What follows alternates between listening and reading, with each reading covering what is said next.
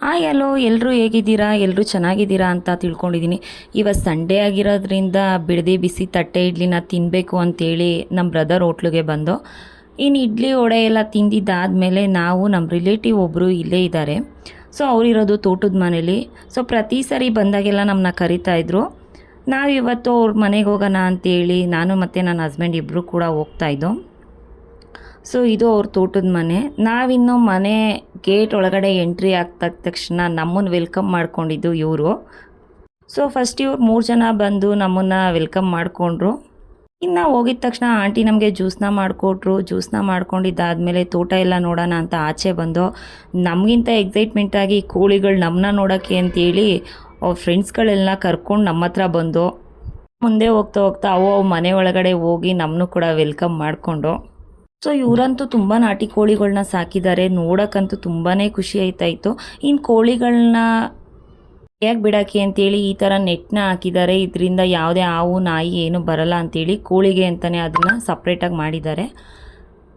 ಇನ್ನು ಇದರೊಳಗಡೆ ಎಲ್ಲ ಥರ ಹಣ್ಣುಗಳನ್ನೂ ಹಾಕ್ಕೊಂಡಿದ್ದಾರೆ. ನಾವಿವಾಗ ತೋಟ ಎಲ್ಲ ನೋಡೋಣ ಅಂತ ಬಂದಾಗ ನಮ್ಗೆ ಕಂಡಿದ್ದು ಈ ಮರ. ಇದು ಚಕೋತ ಹಣ್ಣಿನ ಮರ.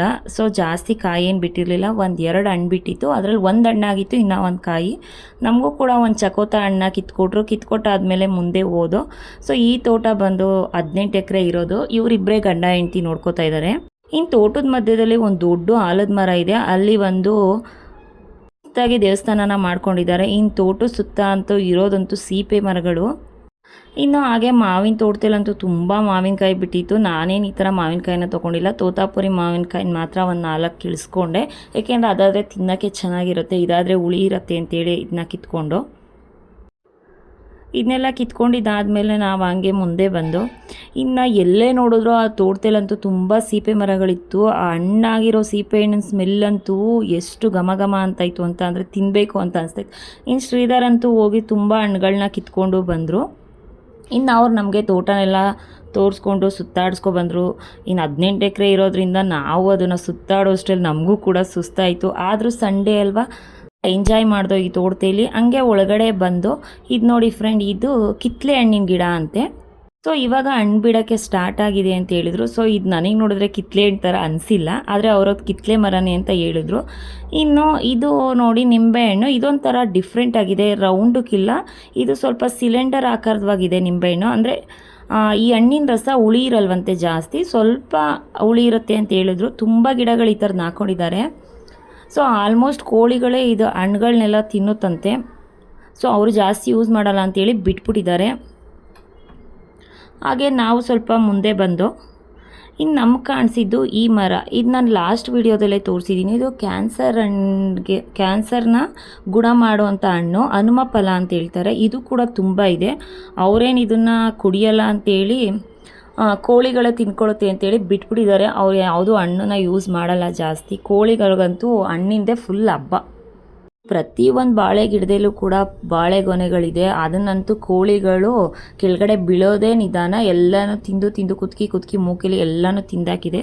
ಸೊ ಇದು ನೋಡಿ ಫ್ರೆಂಡ್ಸ್, ಇದು ಯಾವ ಹಣ್ಣು ಅಂತ ನನಗೆ ಗೊತ್ತಿಲ್ಲ. ನಾನು ಇದನ್ನು ಯಾವತ್ತೂ ತಿಂದಿಲ್ಲ. ಸೊ ಅವರು ಇದನ್ನು ತಿನ್ನೋದು ಅಂತ ಹೇಳ್ಬಿಟ್ಟು ಕೊಟ್ಟಿದ್ರು. ಅದನ್ನು ನಾನು ಕೂಡ ಟೇಸ್ಟ್ ಮಾಡಿದೆ, ತುಂಬಾ ಚೆನ್ನಾಗಿತ್ತು. ಈ ಹಣ್ಣು ರೆಡ್ ಕಲರಲ್ಲೂ ಕೂಡ ಬರುತ್ತಂತೆ. ಫಸ್ಟ್ ಅವ್ರ ತೋಟದಲ್ಲಿ ರೆಡ್ ಕಲರ್ ಇತ್ತಂತೆ, ಇವಾಗ ಈ ಥರ ಗ್ರೀನ್ ಕಲರ್ ಇದೆ. ಸೊ ನೋಡೋಕ್ಕಂತೂ ಮರದ ತುಂಬ ಈ ಹಣ್ಣೆ ಇತ್ತು. ನನಗಂತೂ ಇದು ನೋಡ್ತಾ ಇದ್ರೆ ಫುಲ್ಲು ಖುಷಿ ಆಯ್ತಾಯಿತ್ತು. ಒಂದು ಹಣ್ಣು ಕಿತ್ಕೋಬೇಕು ಅಂತ ಅಂದರೆ ಸುಮಾರು ಹಣ್ಣುಗಳು ಉದುರೋಗ್ತಾಯಿತ್ತು. ಅದು ಏನು ಹಣ್ಣು ಅಂತ ನನಗೂ ಗೊತ್ತಿಲ್ಲ. ನಿಮ್ಗೇನಾದರೂ ಗೊತ್ತಿದ್ದರೆ ಕಮೆಂಟ್ ಮಾಡಿ ಫ್ರೆಂಡ್. ಸೊ ಅವರು ಕೂಡ ನಮಗೆ ಈ ಹಣ್ಣು ಸ್ವಲ್ಪ ಕಿತ್ಕೊಟ್ರು, ಮಕ್ಳಿಗೆಲ್ಲ ಕೊಡಿ ಅಂತ ಹೇಳಿ. ಇದನ್ನ ಜ್ಯೂಸ್ ಕೂಡ ಮಾಡ್ಕೊಂಡು ಕುಡಿದ್ರೆ ತುಂಬ ಒಳ್ಳೇದಂತೆ ಹೆಲ್ತ್ಗೆ. ಸೊ ನಾನು ಒಂದ್ಸರಿ ಟ್ರೈ ಮಾಡೋಣ ಅಂತೇಳಿ ತೊಗೊಂಡು ಬಂದೆ. ನಾವು ಹೋಗಿದ್ದೋ ಅಂತೇಳಿ ಅವ್ರು ನಾಟಿ ಕೋಳಿ ಕುಯ್ದು ಸಾಂಬಾರನ್ನ ಮಾಡಿದರು. ಇನ್ನು ಊಟ ಎಲ್ಲ ಮುಗಿಸ್ಕೊಂಡು ನಾವು ಮನೆ ಕಡೆ ಬಂದು ನೋಡಿ, ಅವ್ರು ನಮ್ಗೆ ಇಷ್ಟೆಲ್ಲ ಹಣ್ಣುಗಳನ್ನ ಕೊಟ್ಟಿದ್ದಾರೆ. ಹಾಗೆ ನಾಟಿ ಕೋಳಿ ಮೊಟ್ಟೆನೂ ಕೂಡ ಕೊಟ್ಟಿದ್ದಾರೆ. ಸೊ ಇದಾಗಿತ್ತು ಇವತ್ತಿನ ಲಾಗ್. ನಿಮ್ಗೇನಾದರೂ ಇಷ್ಟ ಆದರೆ ಲೈಕ್ ಮಾಡಿ, ಶೇರ್ ಮಾಡಿ, ಕಮೆಂಟ್ ಮಾಡಿ ಫ್ರೆಂಡ್. ತೋಟದ ಕಡೆ ನೀವು ಯಾವತ್ತೂ ಹೋಗಿಲ್ಲ ಅಂದರೆ ಅಟ್ಲೀಸ್ಟ್ ಸಂಡೇ ಟೈಮ್ ಆದರೂ ನಿಮ್ಮ ನಿಯರ್ ಎಲ್ಲಿರುತ್ತೆ ಅಲ್ಲಿ ಹೋಗಿ ಸಂಡೇನ ಎಂಜಾಯ್ ಮಾಡಿ. Thank you.